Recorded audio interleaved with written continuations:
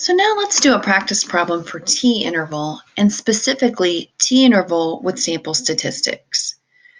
A hospital is trying to cut down on emergency room wait times. It is interested in the amount of time patients must wait before being called back to be examined. An investigation committee randomly selects 85 patients. The sample mean was 2.5 hours with a sample standard deviation of 0.75 hours. Construct a 99% confidence interval for the population mean time spent waiting. All right, so we're given a lot of information in this problem, and we don't have sample data. So since we don't have the sample data, we're going to use sample statistics. So the first question is, what is the sample standard deviation? And I can see right here, and I'm going to highlight it in yellow, the sample standard deviation is 0.75 hours. It wants to know the sample mean. And again, here's the sample mean. I'm going to highlight everything so we know. Sample mean is 2.5 hours. Then it wants to know the sample size. Here, the sample size is 85 patients. So I'm going to put 85 patients here. And it wants to know what's the confidence level or interval. And it shows right here that I need to do a 99% confidence interval. So I'm going to put 99%. And then it wants to know what is the lower bound and what is the upper bound. Well, that's where I need to go to Minitab. So again, I have my sample standard deviation of 0.7 hours. And then I have my sample mean of 2.5 hours. And then I have my sample my sample of 85 patients and my confidence level of 99%. I have everything I need. So now I'm going to go to Minitab, and then I'm going to go to Stats, Basic Statistics, and One Sample T. And again, I'm using a T interval because I don't have the population standard deviation. It was not given to me at all in that question. So now I'm going to change it from one or more samples, and I'm going to put summarize data. Sample size was 85.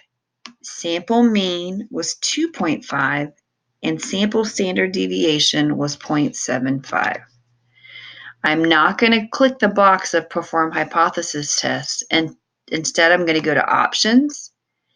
And here I'm going to change it from 95 to 99. And I'm going to keep the mean does not equal the hypothesized mean. Because again, with a confidence interval, it's basically I'm running a type of two-tailed test. So I hit OK, and I hit OK.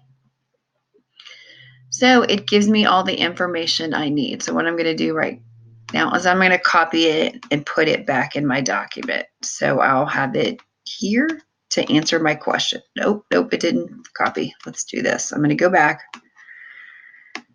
Let's do this. I'm going to copy, and then hopefully now it'll work. So now I have everything I need, okay? So again, I'm going to go, what's my lower bound? My lower bound is right here. And I'm going to make it bigger so people can see it because it's kind of small. Okay, so my lower bound is 2.2856, and then my upper bound is here. And again, remember, your lower bound has to be a number lower than your upper bound has to be a number higher than your lower bound. Your lower bound needs to be a lower number than your upper bound. So from here, then, I want to make sure, and I want to get my error bound margin. Remember, there's two ways I can do this. So the first way is I can take my sample mean and subtract it from my lower bound. And if I do this, I'm going to use my calculator to do this. And if I put it in my calculator, I get 0.2144. Or again, remember, I could do, or I could 2.7144 minus 2.500 equals 0.2144.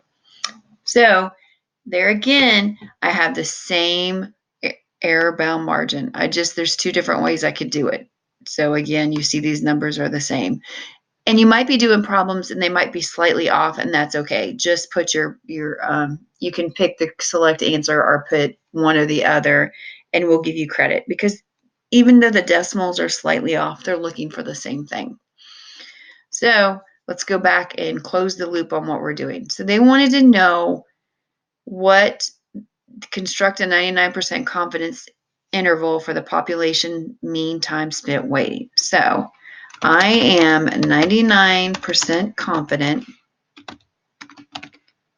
the population mean waiting time will fall between 2.2856 hours and 2.7144 hours with an error bound margin of 0.214 hours. Okay, so I just answered my question. So that's what's going to happen. So really what they said is the sample mean was 2.5 hours, but they wanted to be pretty precise so they could give somebody an estimate of what it would be to wait in the emergency room. And you see that now. A lot of hospitals are advertising their wait times so that people don't feel like they're going to spend hours and hours there. So based on what this committee found, they found that the mean waiting time is 2.2856 and 2.7144. And that kind of means that 99% of the time, this is what your wait will be. It will fall between these lower bound and upper bound.